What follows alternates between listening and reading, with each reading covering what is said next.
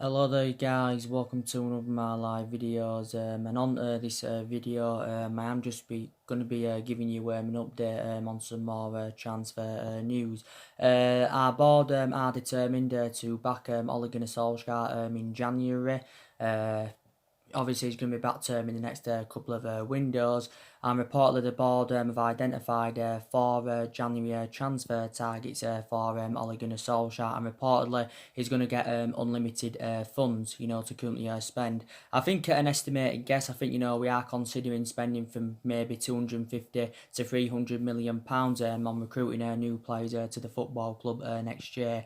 Obviously, one of my main priority targets is Erling Haaland. Now, I have been updating you about him on a regular basis because, he has been subjected to intense transfer speculation. A number of clubs have attracted their interest in the player, reflecting on his impressive performances so far this season for Red Bull Salzburg. He has scored 28 goals in 22 games in all competitions.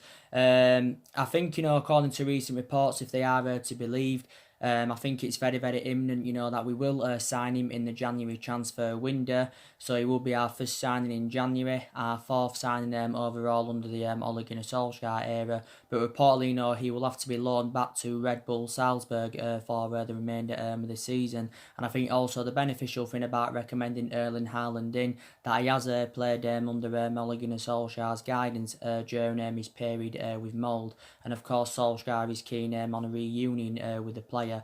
Reports have emerged out today saying that reportedly Man United are determined to offer him around £200,000 a week, to actually persuade him to come to the football club. So he's going to get a pay rise of around 10 times more than what he's on. I think he's on around £20,000 a week at the moment with Red Bull Salzburg. Obviously, as you all know, recently it allegedly said that Erling Haaland had boarded a plane from Norway to Manchester. So obviously, that had fueled more speculation up. Solskjaer, of course, had reacted to that, and he actually now, dismissed that speculation. He actually says he's on a Christmas holiday, so he did say his route from Norway wasn't to Manchester. A couple of weeks ago, Solskjaer He flew to Austria with Ed Woodward, of course, to meet up with Erling Haaland to discuss a January transfer to Man United and that. So yeah, I'd love Erling Haaland at Manchester United. Maybe there's some element of concerns about him coming to the Premier League, because obviously if he comes to the Premier League, he's playing amongst different players. It's a new era for him. But I've got to say he's done really, really well with Red Bull Salzburg. Don't forget he's also had negotiations with Red Bull Leipzig's representatives, also Borussia Dortmund's representatives. Don't forget, Juventus have also been interested in the player. But he is only the age of 19, and of course Solskjaer is keen on recruiting young players into the football club, like he did do during the course of the summer. And obviously, as it stands at this present time, we have got a lot of young players in the squad and that. But I think in that aspect, Solskjaer replicates Ferguson, because of course Ferguson, did develop a lot of young players. He also fueled more speculation up because he recently signed a Manchester United shirt. So I think allegedly he said that he told Solskjaer that he does want to join the football club. His agent Mini Raiola, I don't think is too keen on him going to Man United. I think his preference for his client is to join Juventus. But we will see what happens. It isn't long now, of course, until the January transfer window opens. But I do believe Erling Haaland would blend in very, very well alongside Rashford, Daniel James and Anthony Martial in our attacking line, because we need to see more inspiration in that attacking third of the pitch. To be fair, since Martial's come back, he's added more inspiration in that attacking third of the pitch and that. But we need someone to come in that can create chances, someone who can bring more players into play, and someone that can assure us goals. And I do believe Erling Haaland is the right calibre player in that. I think it did say recently he would cost us in the excess of around £76 million.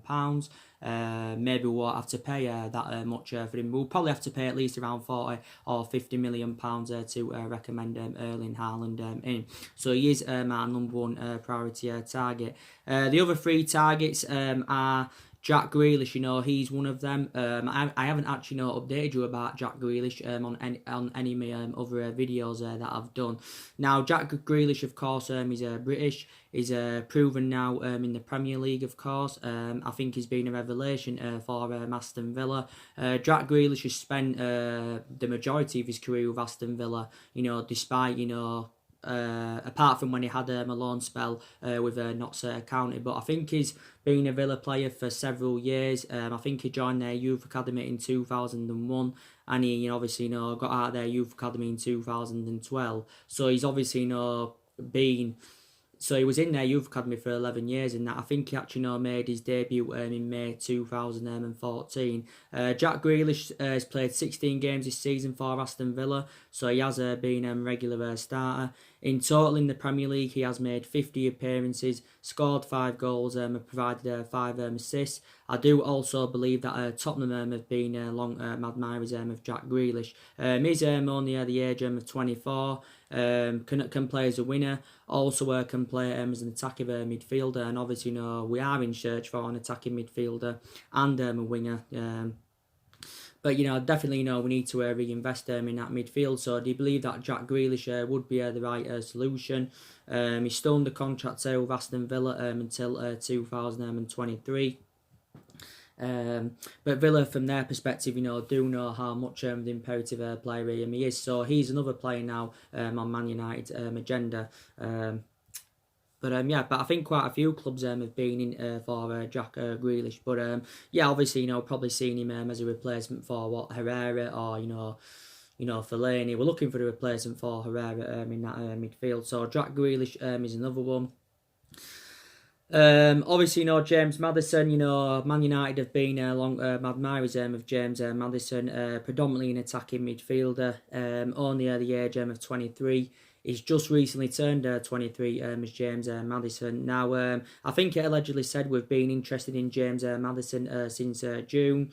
Obviously, we're going to have to pay a substantial amount, I presume, to recommend him in. We'll probably have to pay in the excess of around maybe 60, maybe 70 million pounds. We may have to pay a similar fee, to what we did do for Harry Maguire, if Leicester, had to soften their stance on James Matheson, because from a Leicester perspective, they know how much the imperative player he is. There's been quite a few other clubs that have been in for James Matheson. I've got to say, he's been a revelation for Leicester. He's Premier League proven, and I think this season with Leicester, he's replicating, what he did in his debut season. He was fantastic in his debut season. He created more chances than any other player in the Premier League, and I think now James Matheson, in total for Leicester, since his arrival, I think he's made about 53 appearances in the Premier League and 57 appearances in all competitions.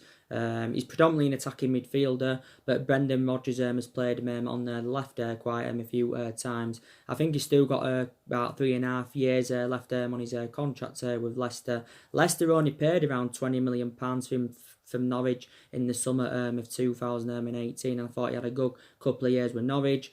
Obviously, he began his career with Coventry and that, and I think quite a few teams were in for him then when he was a youngster at Coventry. He also had a loan spell with Aberdeen. He is a very, very good player, and I think he would, if he came to Man United, he'd be able to create chances. His passing ability is very, very good, and I just think he would be the right calibre player for the football club. So he's one of them for that's on my agenda, is James Matheson. Declan Rice, he's the other one. We was in, obviously, for Declan Rice during the course of the summer transfer window. He's obviously, he signed a long-term contract with West Ham. I think it was December of last year, and he's under contract with them until 2024. And I think, he's actually flourished under Manuel Pellegrini's guidance. He's been in their senior squad now for quite a few years, as Declan Rice. But I think he's cemented himself in West Ham's midfield.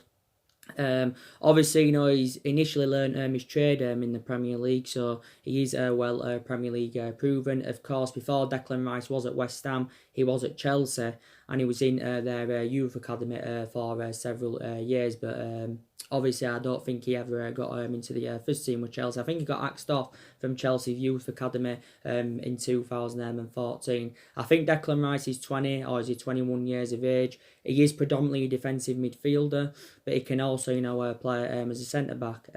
So yeah, I think, again, I think he dramatically improves. So, like I've said to you guys, these are so many players on our agenda and that, but it's very imperative next year that we do get the right calibre players to the football club, so they can elevate us forward and get us back, to being a competitive elite level football club and that. Solsjaker has recently, come out and admitted that his rebuild is behind schedule. He's come out and admitted that. And I credit him because Solskjaer did recommend 3 good players to the squad during the summer. We spent nearly £150 million on Daniel James and Wan-Bissaka and on Harry Maguire, and they've all enjoyed fantastic starts to their Manchester United careers. And I think the 3 signings that were recommended in, they've been our best players so far this season. So it was good during the summer that we did address some of the problematic areas. But like I said, Solskjaer is getting unlimited funds. But it's good, that we are making plans for the January transfer window. But I think we need at least another 5 or 6 more signings. I do also believe that more players need to leave Man United. I think we need to get rid of another 5 or 6 more players, because I still believe, from my own perception, these still problematic players at the football club. I think the players that do need to leave, I think definitely Ashley Young is one of them.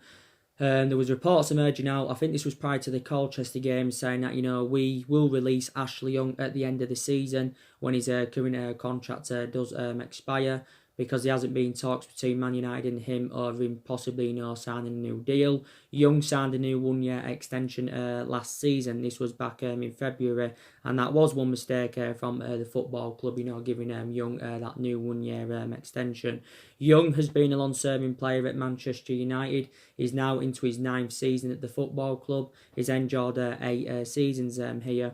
Young has made 259 appearances in all competitions for the football club, or is it 260?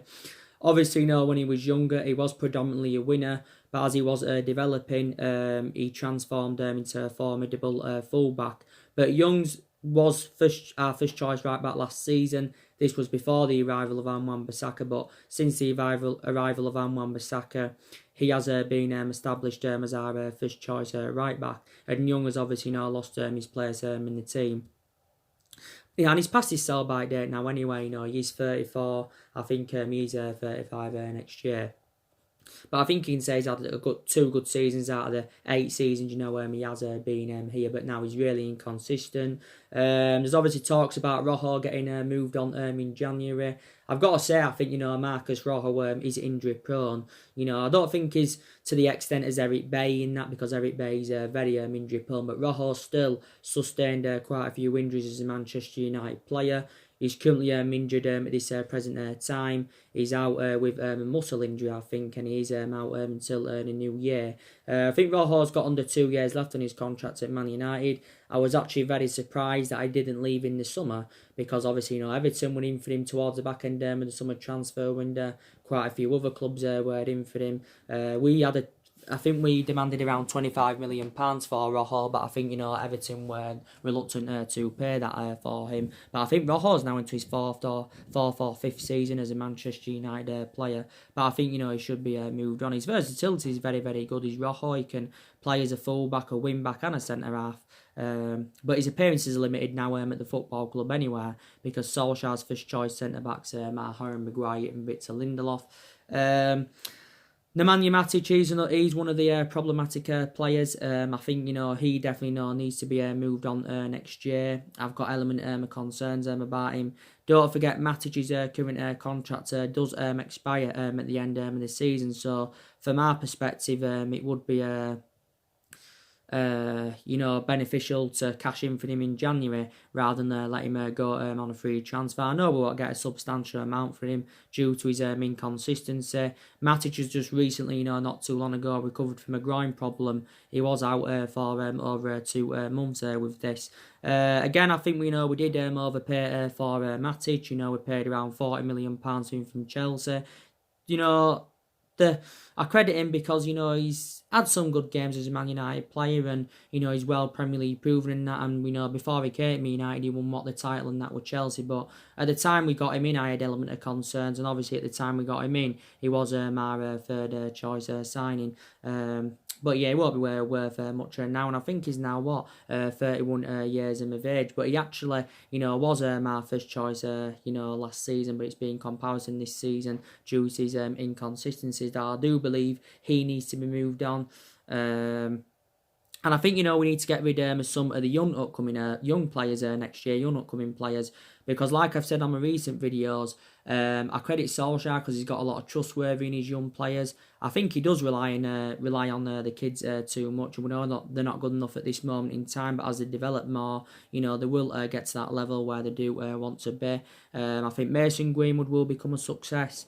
I think Brandon Williams will do well. I don't think now we'll be too bothered about recommending a left back in you know, January, because obviously, you know, Brandon Williams has come onto the horizon, and, you know, he's been a revelation. He recently signed a new long-term contract, so I think Williams is now our first choice left back.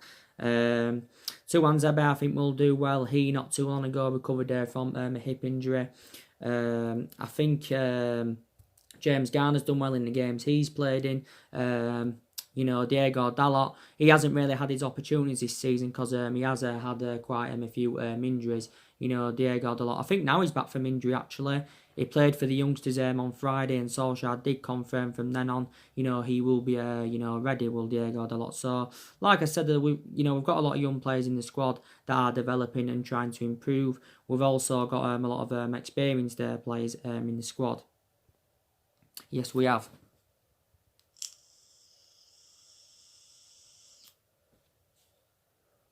And, you know, we've had some good news regarding Paul Pogba. Obviously now he's back from injury. You know, Solskjaer said, you know, he was a big plus, you know, because he did well, you know, when he came on in a 2-0 defeat to Watford at the weekend. I think he created around 3 chances. But Paul Pogba is a very, very imperative player in that. And Solskjaer's come out and said he's the best all-rounder midfielder in the world. Solskjaer is convinced that Paul Pogba will not be sold in January. Paul Pogba's agent, Mini Raiola, he's come out and said that his client wants to stay at the football club to obviously, you know, win major honours. But he said United, you know, need to give him more support on that, because maybe he feels as though that he hasn't been given him enough support. But yeah, Paul Pogba's missed the vast majority of this season, you know, due to that ankle injury. He missed more than 3 months, you know. Watford was the first game he played in, you know, since the 1-1 draw with Arsenal back in September. Obviously, after his injury, he sustained an illness, did Paul Pogba. This was a couple of days after his brother's wedding in France. But yeah, like I said, a very, very imperative player. I still believe Pogba will leave the football club if he doesn't leave in January. He'll either leave next summer, or if he doesn't leave next summer, he will leave at some point in his future. Because he said at the beginning of the summer anyway, he wanted to leave Manchester United, because he said he was seeking for a new challenge, and he publicly admitted that he wanted to leave the football club, and that, you know, obviously during the summer he was relentlessly linked to a move to Real Madrid. You know, we was adamant that Pogba wasn't for sale in the summer, but we wanted around 150 million. Real Madrid were reluctant to meet that. There was also talks about him going back to Turin, because, you know, he endured 4 good years in Juventus, and with Juventus, and the vast majority of his performances at Man United have been totally comparison to the ones at Juventus, and that we mainly saw the best of Pogba in that 3-month period when Solskjaer was the interim manager. You know, and in total he's made 149 appearances in all competitions for us and scored 31 goals since he rejoined from Juventus back in 2016. But Paul Pogba, you know, he's a box-to-box midfielder. He can drop deep, as Solskjaer was recently saying, and he's still only at the age of 26. So it's good now that Paul Pogba's back, because he does add more creativeness in that midfield. But despite whether Pogba stays or goes anywhere, we've still got to address that midfield. And obviously, reflect on the amount of injuries we've had this season anyway. Solskjaer's had to make a lot of alterations in the squad because we've had a lot of injuries this season. I think, the one thing Solskjaer does need to do, he needs to stop going with a 4-2-3-1 formation because that system isn't working. We've been going with that formation on a regular basis this season. A couple of times Solskjaer, has gone with three at the back. He went with three at the back against Liverpool. He went with three at the back against Sheffield United, three at the back against Partizan Belgrade. But I think, we need to revert back to the 4-3-3. Like we did do in that 3-month period when Ole Gunnar Solskjaer was the interim manager. Go with a system, where you don't have to obviously, go over number 10 and that. So maybe we should try the 4-3-3 against Newcastle. And like I said, for the vast majority of this season, Solskjaer has been tactically naive. He has been tactically naive for the vast majority of this season. His substitutions have been questionable, some of them. But there's some games this season where we have actually showed a lot of tactical flexibility, which is obviously positive. And, I think our only chances of winning any silverware this season is probably, the Carabao Cup. I think that's our only chance of winning any silverware this season. The good news is we've progressed to the semi-finals. We've got Man City, which is obviously going to be a very, very tough game. But if we can get past Man City, then I'm convinced, we can, win the cup. And Solskjaer is recently, talking about, the importance of us lifting trophies because we've got to get silverware on the board because we've lacked silverware in the last 6 or 7 years. And the good news is as well, we're also into the knockouts of the Europa League. We've finished top of the group, we won Group L, and we've got Club Brugge in the knockout stages. So that's one route to Champions League football for next season, and the other route, of course, is finishing in the top 4. But I'm very, very sceptical now that we're going to finish in that top 4 because I think we're too far behind. We're 7 points behind now. We're winless in our last 2 league games. But there's still a long way to go in the season. And, I did say at the start of this season that our expectations this season will be to finish in that top 4. But I think our aspirations will be that top 4 anyway in the next couple of seasons and that. Because obviously we are aware that we're not good enough to win the league at the moment. We're not good enough to mount any kind of title challenge up because analysing it at the moment, City are strides ahead of us, Liverpool are strides ahead of us. So it's going to take a massive rebuild, like I said.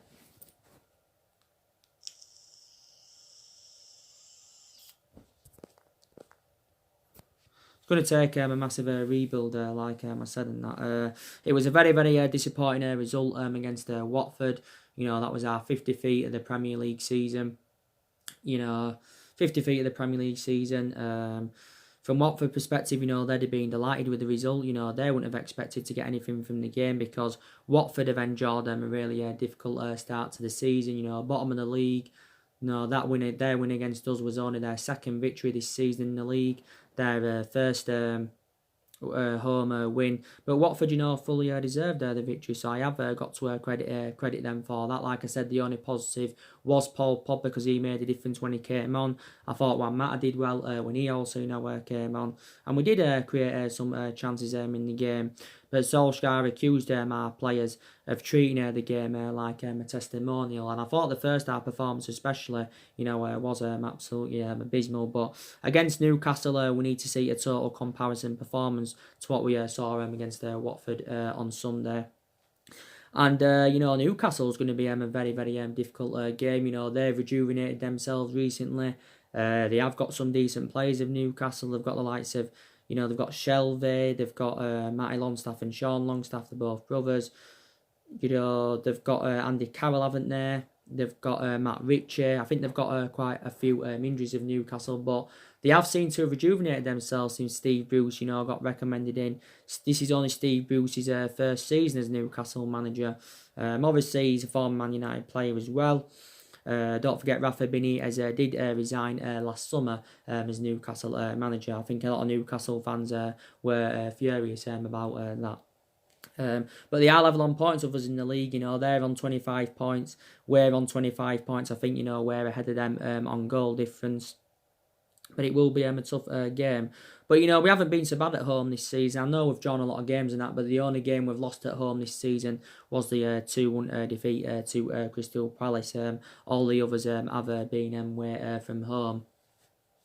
But, you know, Newcastle did beat us early on in the season by 1-0. You know, we did the double over them last season, 2-0 at St James's Park, 3-2 this fixture last season at Old Trafford. You know, we was actually 2-0 down, so we overcome a 2-goal deficit. The last time Newcastle won at Old Trafford was back in December 2013, which was almost 7 years ago. Well, it is 7 years ago nearly now. You know, that was back under the David Moyes era. We lost to Newcastle at Old Trafford. So, yeah, we definitely need to win this game, because we've got to get back to winning ways in the league, because the league is definitely now a priority for us. I thought, to be fair, Newcastle were extremely lucky to beat Crystal Palace in their last league game. But we've got games coming up thick and fast. Newcastle on Boxing Day, Burnley 2 days later on the 28th, Arsenal on New Year's Day, Wolves is coming up in the FA Cup third round. Then we've got City in the first leg of the Carabao Cup, which is at Old Trafford. Liverpool coming up midway through January as well at Anfield. That's obviously going to be a very, very tough game.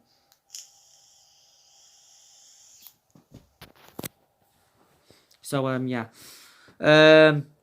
For me, Solsjaker is not the right manager for Man United. He isn't the long-term solution for the football club. So I think, we need to get him out as soon as possible, and that we need to get Solskjaer out. We've done well against elite opposition this season, and when we beat Tottenham, when we beat City, most recently, a lot of United fans' perceptions would have changed regarding Solskjaer. But I still said then a couple of results doesn't change my perception. But we've done well against elite opposition this season, but we just haven't replicated that against lower opposition. That we've drawn, like I said, we've drawn too many games this season. We've lost too many games. And we've registered 25 points from 18 league games, and we know that's nowhere near good enough to our standards. And that we've had some good games under the Solskjaer era. I think the best game probably was the PSG game last season. That was Ole Gunnar Solskjaer's most iconic moment as manager, when we overcome that 2-goal deficit and won 3-1 in the second leg. I thought the Cardiff game were very, very good when we won 5-1. That's the first time we've scored 5 goals since the Ferguson era. It's the biggest away win we've had under the Solskjaer era. Very, very good game against Man City. So we haven't had many good games under the Ole Gunnar Solskjaer era. And I think probably one of the worst games was the 4-0 defeat to Everton last season. At Goodison Park. And when you do remember rightly, Solskjaer came out after that game and obviously apologised. I did say, we've had some periods where we've done well and that, but the disappointing thing is that, we haven't kept that consistency. When we've had a pretty decent run, we've got a few wins under his belt, we can't keep the consistency up, and that is definitely an element of concern. I think some aspects of our game have improved, definitely.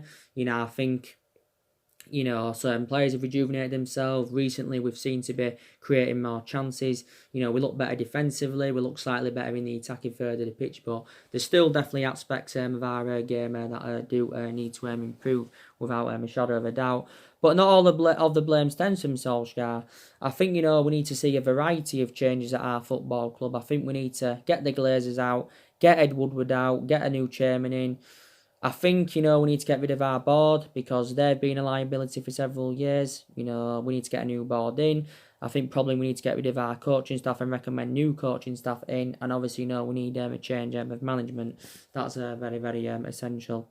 And on my next video, I will be giving you my press conference reaction of what Solskjaer said, building up to the Man United Newcastle game on Boxing Day and that. So yeah, we've got to get back to winning ways definitely.